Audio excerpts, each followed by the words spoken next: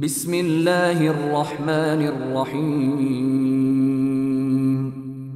পরম করুণাময় ও অসীম দয়ালু আল্লাহর নামে শুরু। ইউবাশশিরুহুম রাব্বুহুম বিরহমাতিন মিনহু ওয়া রিদওয়ানিন ওয়া জান্নাতিন লাহুম ফীহা নাঈমুম মুকিম। তাদের সুসংবাদ দিচ্ছেন তাদের পরওয়ারদিগার স্বীয় দয়া ও সন্তোষের এবং জান্নাতের, যেখানে আছে তাদের জন্য স্থায়ী শান্তি। খালিদিন ফীহা আবাদা ইন্নাল্লাহা ইনদাহু আজরুন আযীম। তথা তারা থাকবে চিরদিন, নিঃসন্দেহে আল্লাহর কাছে আছে মহাপুরস্কার। يا أيها الذين آمنوا لا تتخذوا آباءكم وإخوانكم أولياء إن استحبوا الكفر على الإيمان ومن يتولهم منكم فأولئك هم الظالمون। হে ঈমানদারগণ, তোমরা স্বীয় পিতা ও ভাইদেরকে অভিভাবক রূপে গ্রহণ করো না, যদি তারা ঈমান অপেক্ষা কুফরকে ভালোবাসে, আর তোমাদের যারা তাদের অভিভাবক রূপে গ্রহণ করে তারা সীমা লঙ্ঘনকারী। قل إن كان آباؤكم وأبناؤكم وإخوانكم وأزواجكم وعشيرتكم وأموال اقترفتموها وتجارة تخشون كسادها ومساكن ترضونها أحب إليكم من الله ورسوله وجهاد في سبيله فتربصوا حتى يأتي الله بأمره والله لا يهدي القوم الفاسقين। বলো, তোমাদের নিকট যদি তোমাদের পিতা, তোমাদের সন্তান, তোমাদের ভাই, তোমাদের পত্নী, তোমাদের গোত্র, তোমাদের অর্জিত ধন সম্পদ, তোমাদের ব্যবসা যা বন্ধ হয়ে যাওয়ার ভয় করো, এবং তোমাদের বাসস্থান যাকে তোমরা পছন্দ করো, আল্লাহ, তার রসুল ও তাঁর রাহে জিহাদ করা থেকে অধিক প্রিয় হয়, তবে অপেক্ষা করো আল্লাহর বিধান আসা পর্যন্ত, আর আল্লাহ ফাসিক সম্প্রদায়কে হিদায়াত করেন না।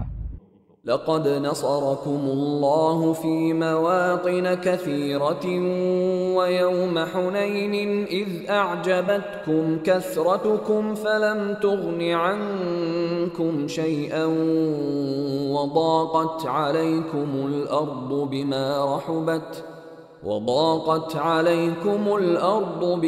رحبت ثم وليتم مدبرين। আল্লাহ তোমাদের সাহায্য করেছেন অনেক ক্ষেত্রে, এবং হুনাইনের দিনে যখন তোমাদের সংখ্যাধিক্য তোমাদের প্রফুল্ল করেছিল, কিন্তু তা তোমাদের কোনো কাজে আসেনি, এবং পৃথিবী প্রশস্ত হওয়া সত্ত্বেও তোমাদের জন্য সংকুচিত হয়েছিল। অতঃপর পৃষ্ঠ প্রদর্শন করে পলায়ন করেছিলে। ثم أنزل الله سكينته على رسوله وعلى المؤمنين وأنزل جنودا لم تروها وعذب الذين كفروا وذلك جزاء الكافرين। তারপর আল্লাহ নাজিল করেন নিজের পক্ষ থেকে সান্ত্বনা তার রসুল ও মুমিনদের প্রতি, এবং অবতীর্ণ করেন এমন সেনাবাহিনী যাদের তোমরা দেখতে পাওনি, আর শাস্তি প্রদান করেন কাফিরদের, এবং এটি হল কাফিরদের কর্মফল। ثم يتوب الله من بعد ذلك على من يشاء والله غفور رحيم। এরপর আল্লাহ যাদের প্রতি ইচ্ছা তওবার তৌফিক দেবেন, আর আল্লাহ অতীব ক্ষমাশীল, পরম দয়ালু। يا أيها الذين آمنوا إنما المشركون نجس فلا يقربوا المسجد الحرام بعد عامهم هذا وإن خفتم عيلة فسوف يغنيكم الله من فضله إن شاء إن الله عليم حكيم. হে ঈমানদারগণ, মুশরিকরা তো অপবিত্র, সুতরাং এ বছরের পর তারা যেন মসজিদুল হারামের নিকট না আসে। আর যদি তোমরা দারিদ্র্যের আশঙ্কা করো, তবে আল্লাহ চাইলে নিজ করুণায় ভবিষ্যতে তোমাদের অভাব মুক্ত করে দেবেন। নিঃসন্দেহে আল্লাহ সর্বজ্ঞ, প্রজ্ঞাময়।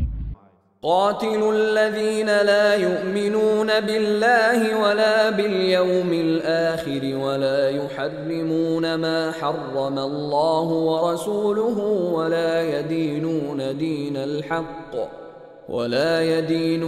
دين الحق من الذين أوتوا الكتاب حتى يعطوا الجزية عن يد وهم صاغرون.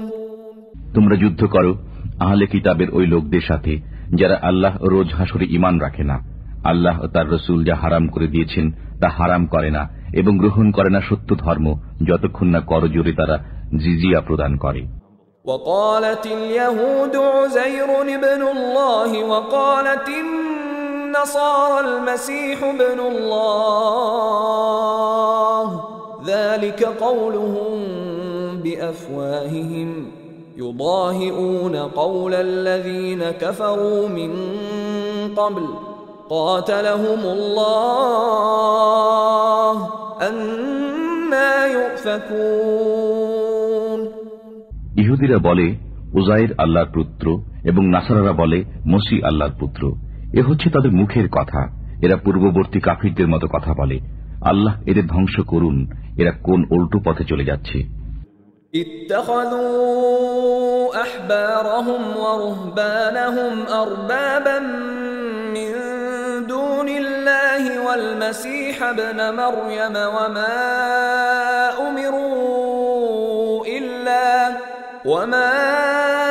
أمروا إلا ليعبدوا إلها واحدا لا إله إلا هو سبحانه عما يشركون. তারা তাদের পণ্ডিত ও সংসার বিভাগীদের তাদের পালনকর্তা রূপে গ্রহণ করেছে আল্লাহ ব্যতীত এবং মরিয়মের পুত্রকেও, অথচ তারা আদিষ্ট ছিল একমাত্র মাবুদের ইবাদতের জন্য। তিনি ছাড়া কোনো মাবুদ নেই। তারা তার শরীক সাব্যস্ত করে, তার থেকে তিনি পবিত্র। يريدون أن يطفئوا نور الله بأفواههم ويأبى الله إلا أن يتم نوره ولو كره الكافرون. তারা তাদের মুখের ফুৎকারে আল্লাহর নূরকে নির্বাপিত করতে চায়, কিন্তু আল্লাহ অবশ্যই তার নূরের পূর্ণতা বিধান করবেন, যদিও কাফিররা তা অপ্রীতিকর মনে করে। هو الذي أرسل رسوله بالهدى ودين الحق ليظهره على الدين كله ولو كره المشركون.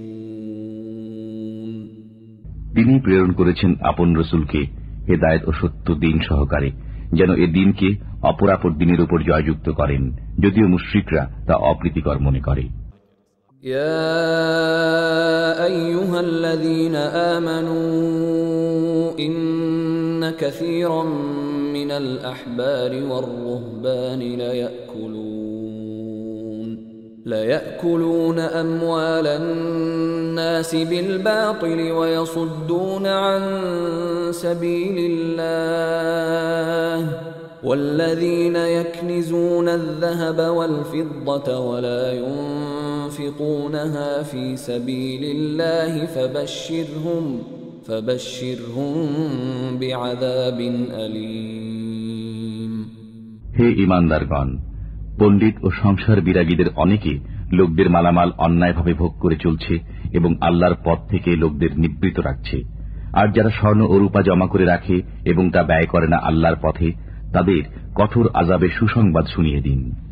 يوم يحمى عليها في نار جهنم فتكوى بها جباههم وجنوبهم وظهورهم هذا ما كنزتم لأنفسكم فذوقوا ما كنتم تكنزون সেদিন জাহান্নামের আগুনে তা উত্তপ্ত করা হবে এবং তার দ্বারা তাদের ললাট, পার্শ্ব ও পৃষ্ঠদেশকে দগ্ধ করা হবে। সেদিন বলা হবে, এগুলো যা তোমরা নিজেদের জন্য জমা রেখেছিলে, সুতরাং এক্ষণে আস্বাদ গ্রহণ করো জমা করে রাখার।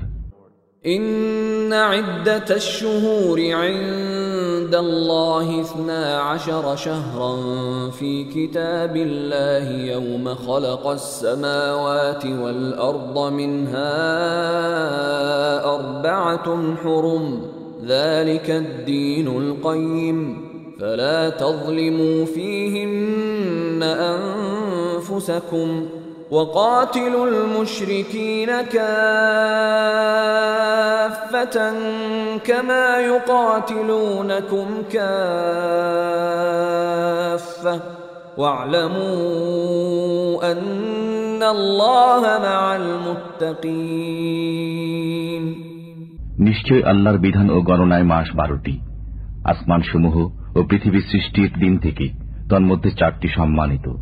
এটি সুপ্রতিষ্ঠিত বিধান, সুতরাং এর মধ্যে তোমরা নিজেদের প্রতি অত্যাচার করো না, আর মুশরিকদের সাথে তোমরা যুদ্ধ করো সমবেতভাবে, যেমন তারাও তোমাদের সাথে যুদ্ধ করে যাচ্ছে সমবেতভাবে। আর মনে রেখো, আল্লাহ মুত্তাকিদের সাথে রয়েছেন।